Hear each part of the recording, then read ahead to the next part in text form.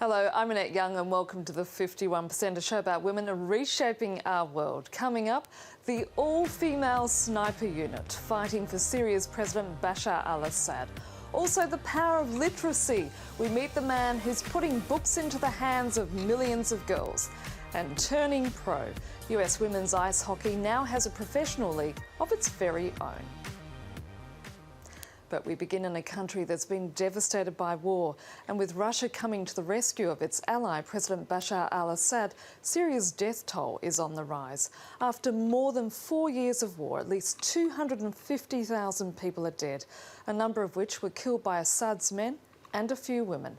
Our team on the ground met the all-female sniper unit fighting on behalf of Syria's strongmen. This is Daraya, a little outside Damascus. Assad's army was accused of committing war crimes here in 2012 after the bodies of 330 civilians were found. These men don't want to talk about that.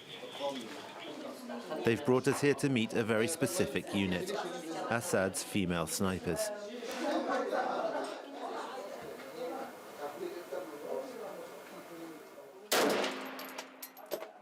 Riham is 21.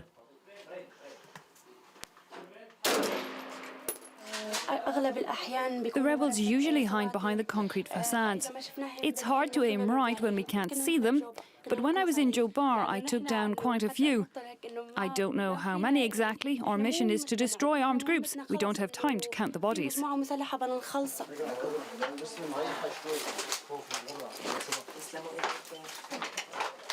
There are nearly 2,000 female snipers in the brigade, fighting on 6 fronts across Syria. They all signed up voluntarily. In the beginning, my parents were against me joining the army, but later they encouraged me. When the war is over, I'll go back to a normal life. I would like to start a family and carry on defending my country and instilling patriotism in my children. Professional, patriotic, sometimes even elegant, these young soldiers personify the regime's opposition to the Islamists and their quasi-medieval outlook. Showing women as the equals of male soldiers is also good for propaganda, of course. That's why we're here. And moving on, and deaths of women from pregnancy-related causes have fallen by almost half across the world in the last 25 years. However, only 9 countries have achieved the targets set by the United Nations. This, according to a report released by UN agencies and the World Bank. The greatest improvement was in Eastern Asia, where the figure fell from approximately 95 deaths to 27 per 100,000 live births. Sub-Saharan Africa accounts for 2 out of every 3 deaths in the world. Now, of the 774 million adults who still can't read or write, 2/3 of them, that's more than 490 million people, are women. And ask any economist, when women are literate in a developing economy, the benefits are many. For instance, children of a literate mother are much more likely to complete their education.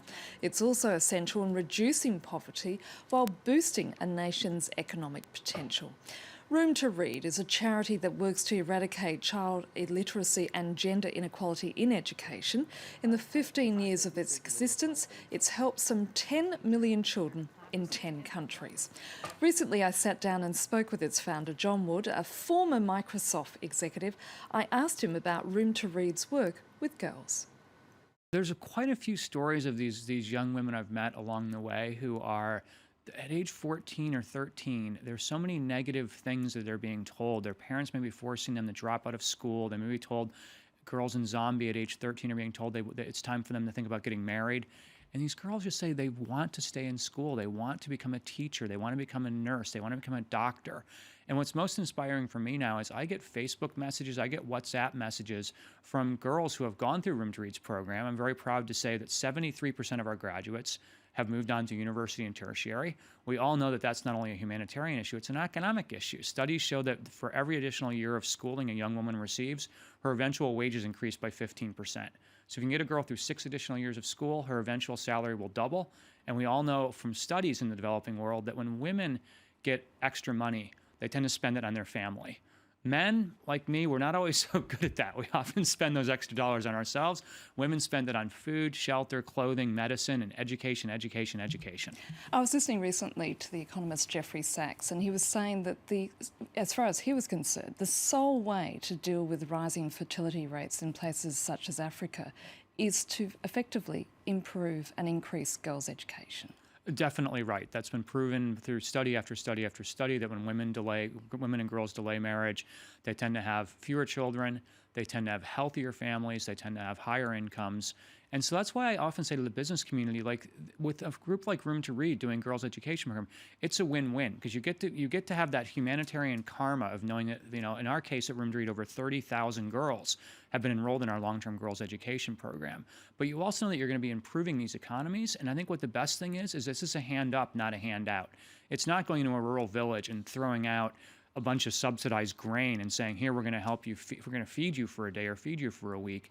When you feed the young minds and get kids to learn from a young age, this is something that lifts up all societies. And it's certainly something that when France moved to universal education, one of the first countries in the world to do it, you've benefited from this. America, where I had the privilege of growing up, education was something we just took for granted. But so many parts of the world, they don't take it for granted, and parents want this for their kids. Do you still find resistance in some of these communities when you go in and you press that point about the need for girls' education?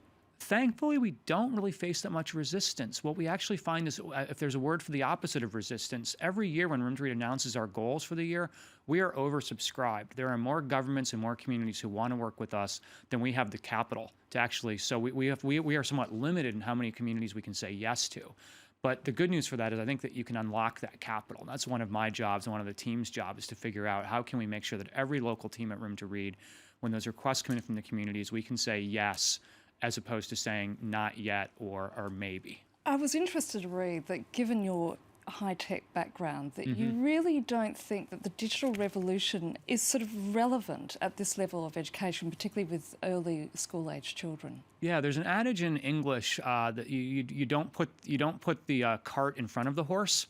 You have to put the cart behind the horse. Sometimes I think people think that you can throw technology at the developing world and it's going to radically change learning outcomes. And the history of this is it doesn't. Throwing a computer at a village in Tanzania that doesn't have electricity, that's off the grid, and that does not have trained teachers is not going to do much at all for these 5-year-olds or 6-year-olds. So we have a very, I think the crown jewel of Room to Read is our local language publishing program, where we're working with local authors and local artists to produce books in languages that have been overlooked by publishers. The for-profit publishers don't publish books in languages spoken by poor people.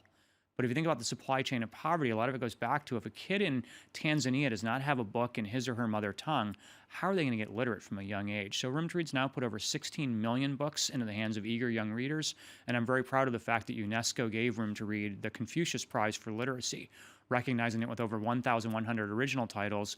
I often joke that we've become the biggest children's publisher you've never heard of because we're doing it in languages like Khmer, Kiswahili, Vietnamese, Nepalese, Sinhalese, Tamil, etc. And you're using local writers and illustrators, aren't you? Exactly, and they produce original content. So we could do the easy thing and take Pippi Longstocking or Tintin and go translate it into another language, but then kids are not going to see something that looks like their world. We want to work with local authors and local artists, and I do hope people can go to roomtoread.org and see some of our beautiful books that have been produced. But I think the key for Room to Read has always been local empowerment. John Wood, I'm afraid we've run out of time. Thank you so much. Thank you. And if you'd like to find out more information about Room to Read, you can head to their website. That's www.roomtoread.org. Now, despite years of success at the Olympics, US women's ice hockey has never had a professional league of its own. That is until now. Not that they're in it for the money, however, whereas some of their male counterparts command annual packages of up to $16.5 million US. Women in the fledgling National Women's Hockey League are paid much more modest salaries of up to just $22,000 a year. William Edwards went to watch one of the new teams, the New York Riveters, play a home game. It's game night here in South Brooklyn, but for the first time, it's professional women ice hockey players that the crowds are here to see. Named after iconic World War II worker Rosie the Riveter, the New York Riveters play at a former wartime airbase. They're one of 4 teams in the National Women's Ice Hockey League, the first ever salaried league for women in the US. While the NWHL is new, the Riveters already have plenty of fans.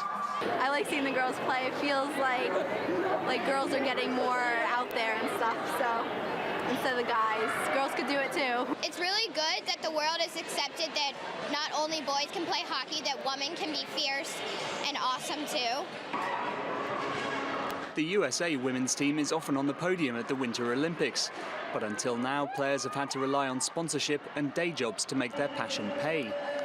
Riveters forward Madison Packer appreciates the newfound recognition. Yeah, I think this is the first time that we've really gotten people interested in the game, people wanting to come out and support us, and first opportunity in the States at least that we have to be professional athletes and get paid for what we're doing, so it's pretty special. In the team's first home game, visitors Boston Pride got the better of the Riveters, but the players here are in this for the long haul and hope that their biggest achievement will be inspiring more girls to get on the ice in the years to come. And definitely a team to watch.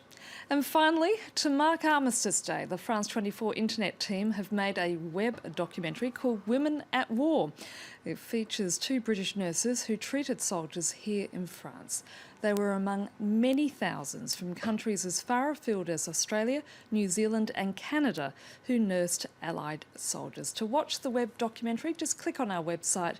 That, of course, is www.france24.com.